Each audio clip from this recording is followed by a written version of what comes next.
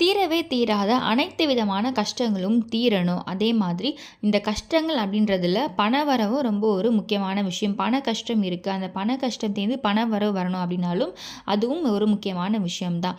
So அப்படிப்பட்ட தீரவே தீராத அனைத்து விதமான கஷ்டங்களும் நோயாக இருக்கலாம், பணவரவு இல்லாமல் பண கஷ்டங்களாக இருக்கலாம், குடும்பத்தில் மன நிம்மதி இல்லாமல் இருக்கலாம். இந்த மாதிரி அனைத்து விதமான கஷ்டங்களுக்கும் ஒரு முற்றுப்புள்ளி வைக்க வேண்டிய ஒரு 2 முக்கியமான ஒரு பரிகாரம் தான் இந்த பதிவில் பார்க்க போகிறோம். ஸோ இன்றைய தினம், நாளைய தினம் ரொம்பவே ஒரு சக்தி வாய்ந்த நாள்னு சொல்லலாம். இந்த 2 நாளில் நீங்கள் என்ன செய்யலாம் அப்படின்றத பதிவில் பார்க்க போகிறோம். இன்று மாலை 6 மணிக்கு மேலே ஒரு தீபம் ஏற்ற போகிறோம். அந்த தீபத்துக்கு அடியில் இந்த ஒரு பொருளை வைக்கணும். அதே மாதிரி நாளைய தினம் பணவரவு வரதுக்காக வெள்ளிக்கிழமையில் நீங்கள் என்ன செய்யணும் அப்படின்றத நம்ம டீட்டெயிலாக பதிவில் பார்க்கலாம். இன்றைய தினம் பார்த்திங்கன்னா தேய்பிறை பஞ்சமி, வியாழக்கிழமை வந்திருக்கிறதுனால குபேர தேய்பிறை பஞ்சமின்னு நம்ம சொல்லுவோம். இந்த குபேர தேய்பிறை பஞ்சமியும் நீங்கள் வரக்கூடிய டைம் பார்த்தீங்கன்னா இன்று நாளை 2 நாளுமே இருக்குது. அதனால் இந்த 2 நாள் நீங்கள் மிஸ் பண்ணாதீங்க. ஒரே கல்லில் 2 மாங்காய் அடிக்கிற மாதிரி நம்ம 2 விஷயங்களை நம்ம செய்ய போகிறோம். அதனால் உங்களுக்கு பண வரவும் ஏற்படும், அதே மாதிரி எல்லா விதமான கஷ்டமும் தீர ஆரம்பிக்கும். குறிப்பாக நவகிரகத்துடைய பாதிப்புகள்லேருந்து நீங்கள் வெளியே வரணும் அப்படின்றதும் இந்த ஒரு விஷயம் நீங்கள் செய்கிறதுனால ஆட்டோமேட்டிக்காக அந்த நவகிரக பாதிப்புகள் எல்லாமே உங்களை விட்டு நீங்கி போயிடும். நம்மளுடைய நிறைய கஷ்டங்களுக்கு காரணம் பார்த்திங்கன்னா இந்த நவகிரக பாதிப்பாக தான் இருக்கும். அது நமக்கு தெரிஞ்சோ தெரியாமலும் இருக்கும். ஸோ பாதிப்பு இருந்தாலும் இல்லைனாலும் சரி, நீங்கள் இதை செய்தாலே உங்களுடைய அனைத்து விதமான கஷ்டங்களும் தீர ஆரம்பிக்கும். ஸோ அது என்னன்றது டீட்டெயிலாக பதிவில் பார்க்கலாம். அதுக்கு முன்னாடி இது வரைக்கும் பிரணவ சமையலை சப்ஸ்கிரைப் பண்ணல, ஃபஸ்ட் டைம் பார்க்குறீங்க அப்படின்னு மறக்காமல் சேனலை சப்ஸ்கிரைப் பண்ணிக்கோங்க. பக்கத்தில் இருக்க பெல் ஐக்கனை கிளிக் பண்ணிக்கோங்க. ஸோ தட் நம்ம போகிற ஆன்மீக தகவல்கள் நீங்கள் மிஸ் பண்ண பார்க்கலாம், நோட்டிஃபிகேஷன்ஸ் வரும். இப்போ நம்ம மார்கழி மாதத்தில் இருக்கோம். இந்த மார்கழி மாதம் அப்படின்றது தேவர்களுக்கு எல்லாமே பிரம்ம முகூர்த்த நேரமாக இந்த மாதம் நம்ம சொல்லுவோம்.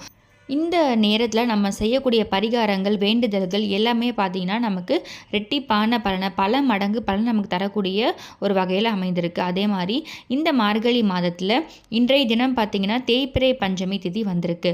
ஸோ அப்போ இந்த தேய்பிறை பஞ்சமி திதியை நீங்கள் எப்படி சரியாக பயன்படுத்தணும், நம்முடைய அனைத்து விதமான கடன் சுமையும் குறைய ஆரம்பிக்கும் அப்படின்னு தான் பார்க்க போகிறோம்.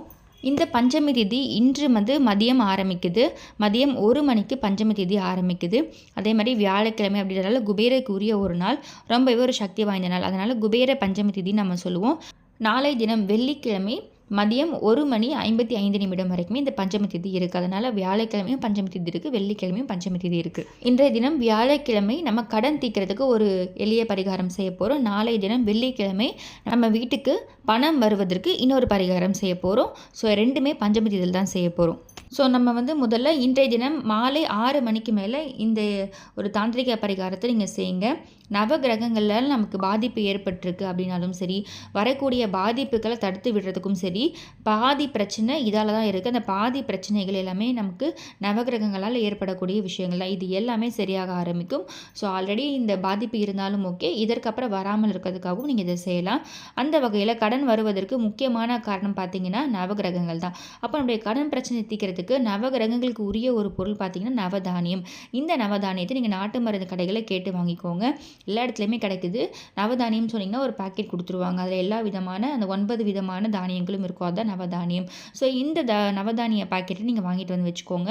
இன்றைய தினம் மாலை ஒரு 7 மணிக்கு மேலே நீங்கள் எப்பொழுதும் போல் பூஜையை ஆரம்பிக்கலாம்.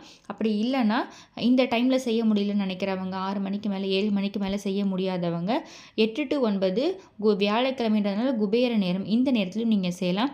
பூஜை அறையை நல்லா அலங்காரம் பண்ணிவிட்டு விளக்குகளை ஏற்றி வச்சுடுங்க. ஒரு தாம்பல தட்டு எடுத்துக்கோங்க. அந்த சின்ன தாம்பல தட்டில் நவகிரக தானியங்கள், நவகிரகத்துக்குரிய அந்த தானியங்கள் வாங்கியிருக்கோம் பார்த்தீங்கன்னா நவதானியங்கள், இதை நீங்கள் அதில் கொட்டி பரப்பிக்கோங்க. அதற்கு மேலே ஒரு மண்ணகல் வச்சு பஞ்சசிரி போட்டு நீங்கள் விளக்கேற்றுங்க.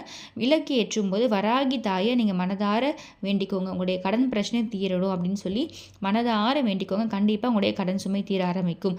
இந்த நவதானியத்துக்கு மேலே நீங்கள் ஏற்றக்கூடிய தீபம் உங்களுடைய அனைத்து விதமான கடன் சுமைகளையும் படிப்படியாக குறைக்க ஆரம்பிக்கும். அதே மாதிரி தீபம் எரிஞ்சு இன்றைய தினம் நீங்கள் ஆட்டோமேட்டிக்காக வியாழக்கிழமை இந்த பரிகாரத்தை செஞ்சு முடிச்சிருப்பீங்க. இப்போ நாளைய தினம் இந்த நவதானியத்தை என்ன செய்யணும்னு பார்த்தீங்கன்னா, காக்கை குருவிகளுக்கு, பறவைகளுக்கு இந்த நவதானியங்களை அப்படியே தூவி விட்டுடுங்க. மண் பாங்கான இடத்துல மரத்துக்கடியில் தூவி விட்டுடுங்க. உங்கள் வீட்டுக்கிட்ட எங்கே பறவைகள் வருதோ அங்கே தூவி விடுங்க. அப்படி முடியாத பட்சத்தில் நீங்கள் வெளியே போயிட்டு மரத்துக்கடியில் தூவி விடுங்க. அங்கே பறவைகள் இதை சாப்பிடும். ஸோ இப்படி சாப்பிடும் பொழுது கண்டிப்பாக உங்களுடைய கர்ம வினையும் படிப்படியாக குறைய ஆரம்பிக்கும். கர்ம வினை இருந்தால் தான் நம்முடைய கஷ்டங்கள் எல்லாமே அதிகரிச்சுட்டே இருக்கும். அப்போ கர்ம வினை குறைய குறைய நம்முடைய கஷ்டங்கள் ஆட்டோமேட்டிக்காக தீர ஆரம்பிக்கும். அது எல்லா விதமான பிரச்சனைகள் கஷ்டங்களுக்குமே ஒரு சொல்யூஷன் உங்களுக்கு கொடுக்கும். ஸோ இந்த நவதானியங்களை இன்றைய தினம் நீங்கள் அது மேலே ஒரு அகல் விளக்கு வச்சு தீபம் ஏற்றுங்க. நாளைய தினம் அந்த தானியங்களை நீங்கள் வந்து பறவைகளுக்கு தானமாக போட்டுவிடுங்க. இப்படி செய்கிறதுனால நவகிரகங்களால் வரக்கூடிய பாதிப்புகளை உங்களை விட்டு விலக ஆரம்பிச்சிடும். அதே மாதிரி இதுக்கப்புறமும் வராது, ஆல்ரெடி இருந்தாலும் அது எல்லாமே நீங்க ஆரம்பிச்சிடும். இது தவிர்த்து பார்த்தீங்கன்னா உடைய கடன் பிரச்சனை கண்டிப்பாக குறைய ஆரம்பிக்கும். இந்த பஞ்சமி தேதியை தவற விடாதீங்க. இப்போது நம்ம இன்றைய தினம் செய்கிறது கடன் சுமையை தீர்க்கிறதுக்கான ஒரு தாந்திரிக பரிகாரம். இப்போ பண வரவு நமக்கு வேணும். பண வரவு இருந்தால் தான் நம்முடைய பண பிரச்சனைகள் தீர ஆரம்பிக்கும். அப்போ பண வரவுக்கு என்ன செய்யலாம் அப்படின்னு பார்த்தீங்கன்னா, நாளை தினம் வெள்ளிக்கிழமை, நாளை தினமும் பஞ்சமி தேதி இருக்குது. காலையில் நம்ம எப்பொழுதும் போல் எந்திரிச்சு பிரம்ம முகூர்த்த வேலையில் விளக்கேற்றிடுங்க.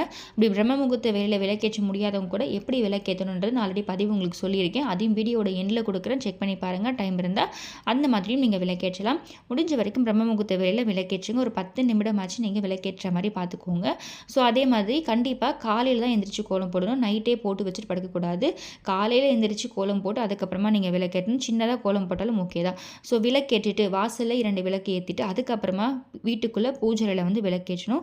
எப்பொழுதுமே நிலைவாசலை விளக்கேற்றும் போது பூஜையில் விளக்கேற்றிட்டு அதுக்கப்புறம் போய் வாசலை ஏற்றக்கூடாது.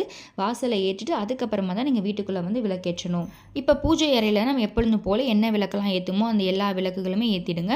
அடுத்து தனியாக ஒரு மண்ணகல் விளக்கு, இது வந்து நீங்கள் இன்றைய தினம் ஏற்றிருப்பீங்க பார்த்தீங்களா, நவதானியத்துக்கு மேலே ஒரு அகல் விளக்கு, அந்த விளக்கு ஏற்றாலும் ஓகே. அப்படி இல்லைனா நீங்கள் வந்து தனியாக ஒரு மண்ணகல் விளக்கு வச்சுருக்கீங்கனாலும் அந்த விளக்கும் ஏற்றிக்கலாம், உங்களுடைய விருப்பம் தான். ஸோ தனியாக ஒரு மண்ணகல் விளக்கில் நீங்கள் எண்ணெய் ஊற்றி திரி போட்டு விளக்கேற்றுங்க.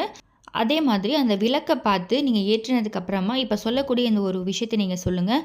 ஓம் வராகி தாயின் பாதங்கள் பணிவோம், ஓம் வராகி தாயின் பாதங்கள் பணிவோம், ஓம் வராகி தாயின் பாதங்கள் பணிவோம். இந்த மாதிரி சொல்லிவிட்டு உங்களுடைய வருமானம் பெருகணும், உங்களுடைய பணம் சீரணும்னு சொல்லி வேண்டிக்கோங்க.